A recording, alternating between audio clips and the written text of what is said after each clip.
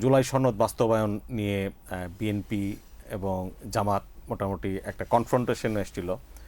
তো এখন একটা পরিস্থিতি দেখা যাচ্ছে যে তারা কিছুটা কাছাকাছি আসতে পারছে, কিন্তু কথা হচ্ছে তারা কি আসলে ঐকমত্যে পৌঁছাতে পেরেছে কিনা।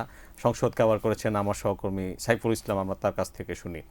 সাইফুল ভাই, মঙ্গলবার ত্রয়োদশ জাতীয় সংসদের পঞ্চম কার্য দিবস ছিল।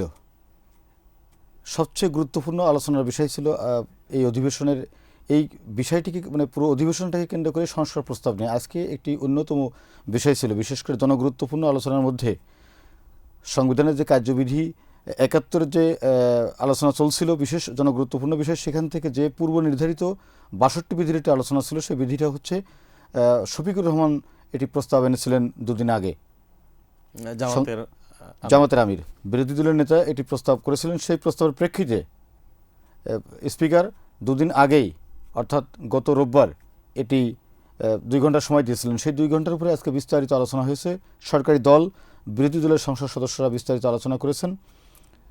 জুলাই সনদ বাস্তবায়ন প্রক্রিয়া নিয়ে তাদের মধ্যে এখনও মতবিরোধ রয়েছে। তবে দুই পক্ষ যে জুলাই সনদ বাস্তবায়নে আন্তরিক, সরকার যে জুলাই সনদ বাস্তবায়ন করতে চায় সে বিষয়ে একদম স্পষ্ট করে স্বরাষ্ট্রমন্ত্রী সালাউদ্দিন আহমদ এবং আইনমন্ত্রী মোহাম্মদ আসাদুজ্জামান একেবারেই পরিষ্কার করেছেন। তারা বলেছেন যে বিরোধী দল গোলামবাড়িতে মাছ শেখার চেষ্টা করছে, বিএনপিকে ট্যাগ লাগানোর চেষ্টা করছে, যে কোনোভাবেই বিএনপি সংস্কার চায় না। বাস্তবত বিএনপি জুলাই সনদে যে স্বাক্ষর করেছে, তাদের যে নোট অফ ডিসেন্ট ছিল, কিছু জায়গায় আপত্তি ছিল, সেই আপত্তিগুলো বাদে প্রতিটি ক্ষেত্রে অক্ষরে অক্ষরে তারা পালন করবে। কিন্তু বিরোধী দল সেটাকে ভিন্নভাবে উপস্থাপন করে জাতির কাছে বিভ্রান্ত করার চেষ্টা করছে। জামাত চাইছে সংবিধান সংস্কার আর বিএনপি চাইছে সংশোধন। এই যে কথার মার পেঁচে আসলে এর মানেটা কি? আসলে একবারে জনসাধারণ যারা সংবিধান সংস্কার এবং সংশোধনের যে কী পার্থক্য, এই বিষয়টা আপামর মানুষ যারা অনেকেই বিষয়টা কিছুটা বিভ্রান্ত। তবে জামাত যেটি চাইছে যে সংস্কার প্রস্তাব ছিল সেগুলো সংবিধান সংস্কার করে সেই প্রস্তাবগুলো বাস্তবায়ন করতে। বিএনপি একেবারেই এই প্রস্তাবের বিপক্ষে। তারা বলেছেন কোনো সংস্কার নাই, সংবিধান সংশোধন করেই তার প্রস্তাব বাস্তবায়ন করতে চাই।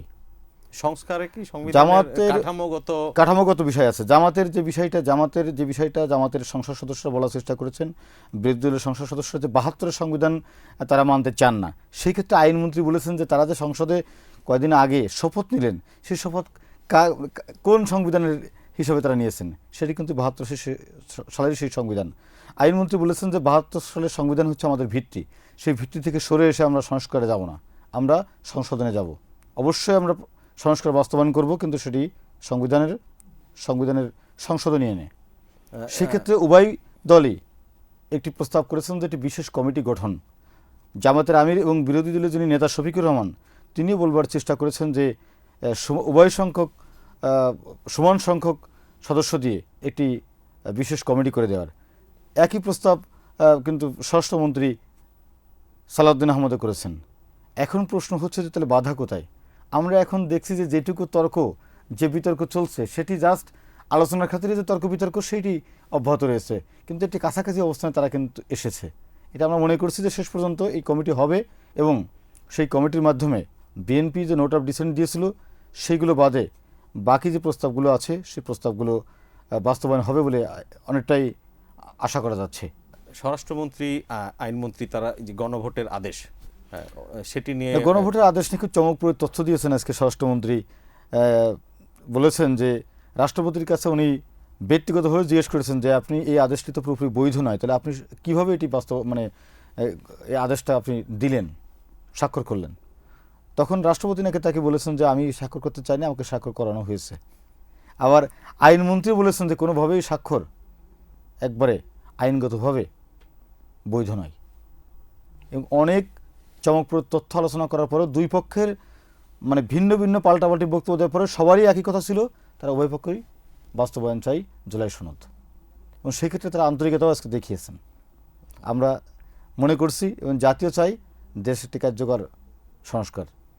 আপনাকে অসংখ্য ধন্যবাদ। আপনাকে ধন্যবাদ।